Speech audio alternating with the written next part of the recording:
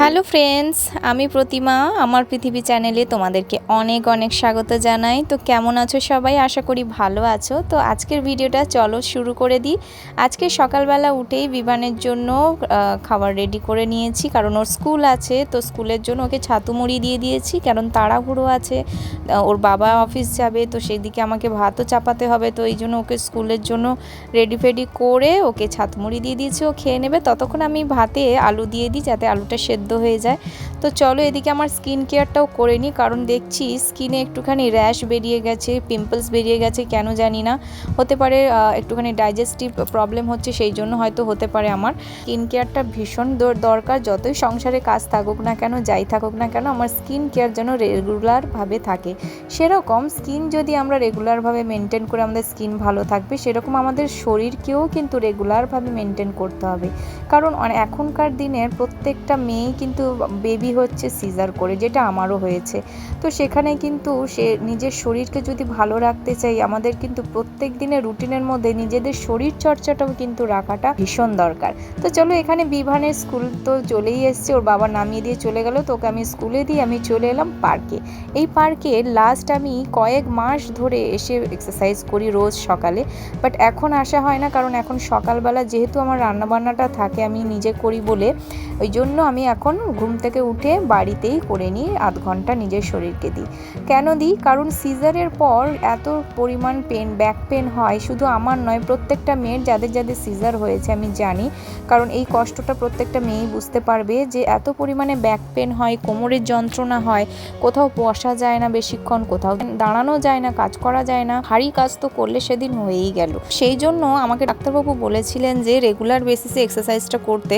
প্রথমের দিকে অতটা ধ্যান দিতাম না, কিন্তু দেখলাম সত্যি কথা বলতে ব্যথাটা এত পরিমাণে হতে লাগলো যে কোনো কাজেই মন লাগতো না, আর মুড সুইং ভীষণ পরিমাণে হয়ে যেত। কারণ শরীর যদি না ঠিক থাকে, মুড সুইং তো হবে, মেজাজ খিটখিটে হবে, এটা স্বাভাবিক কথা। তো সেই জন্য আমি ডিসিশন নিলাম যে না, যা হয়েছে হয়েছে, এবার থেকে কিন্তু আমাকে আমার শরীরের প্রতি ধ্যান দিতে হবে। কারণ আমি যদি অসুস্থ হয়ে পড়ে থাকি, আমি যদি সারাক্ষণ বলি আমার শরীর ভালো নেই, তাহলে আমার ছোট্ট বাচ্চাটা আছে, ওর কি হবে, বা ওর যত্ন হবে না ঠিক করে। তো সেই জন্য বললাম, আর যদি কেউ সারাক্ষণ বলে শরীর খারাপ, সত্যি শুনতে ভালো লাগে না, তো সেটা আমারও খুব ভালো লাগে না। তো আমি নিজেকে সময় দেওয়া শুরু করলাম, নিজের প্রতি সময় দেওয়া শুরু করলাম। এই দেখো আমার এক্সারসাইজ কিন্তু কথা বলতে বলতে প্রায় শেষের দিকে। তো এখানে আমি লাস্টে যেটা করি, ব্রিদিং টেকনিকটা করি, এবং লাস্টে থ্যাঙ্কস গিভিংটা করি পুরো হোল ইউনিভার্সকে। তো করে টোরে এদিকে পার্ক থেকে বেরোনোর সময় দেখছি ভীষণভাবে চুলকাচ্ছে হাতটা।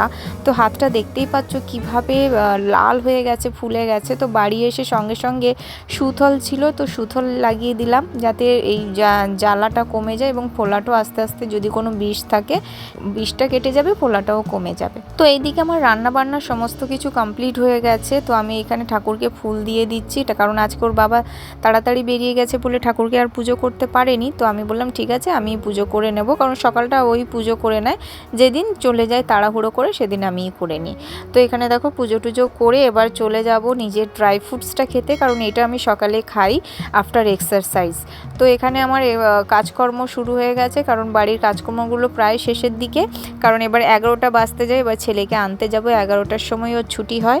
তো বন্ধুরা বলো, কারা কারা এরকম ডেইলি রেগুলার বেসিসে এক্সারসাইজ করো? আর যদি নাও করে থাকো অবশ্যই করো, সেই ছেলে হোক কিংবা মেয়ে হোক, প্রত্যেকটা মানুষেরই শরীরচর্চা করা উচিত। কারণ নিজের স্বাস্থ্য শরীর ভালো থাকলেই কিন্তু তোমার ফ্যামিলির প্রত্যেকটা মানুষই ভালো থাকবে। কারণ তুমি অসুস্থ হয়ে পড়ে থাকলে তোমার কাজটা এসে আর কেউ করে দেওয়ার মতো যদি না থাকে, তাহলে কিন্তু তোমাকে নিজের শরীর খেয়াল রাখতেই হবে, এটা বাধ্যতামূলক আমি মনে করি। তো চলো এবার চলে যাব আমি নিজের খাবার খেতে। আজকে ছাতু মুড়ি আমিও খেয়ে নিলাম। বন্ধুরা আজকের ভিডিওটা এইটুকুনি, দেখা হচ্ছে আবার নতুন ভিডিওতে। টাটা, সবাইকে ভালো থেকো।